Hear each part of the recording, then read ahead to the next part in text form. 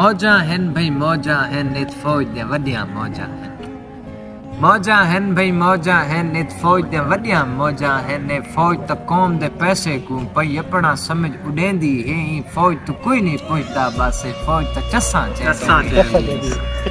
हमें कौम दी रोटी रुकी है पर फौज और हाल ही सुखी है फौज दे हर एक फौजी को सरकारी बंगला मिल वेंदे जेको देख के हर एक बंदे दा सही गाल चेता हिल एक गाल ही ते सब मिसरे ही के जे बंदे कीते हैं जन आज ते मॉडर्न दौर ते भी सन पैंट दा डेठा लथा नहीं जेको फौज दा कख भी पता क्या बात है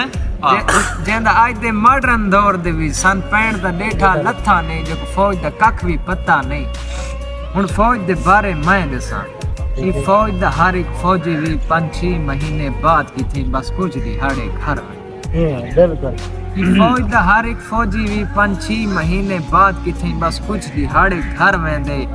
ए जगाली कौम दे सुन के भी ओ कौम दे कीते मर वेंदे ई फौज दे हर एक फौजी को जिथा को घेरा लेंदा है कौम ता राती समदी है पर फौजी पहरा लेंदा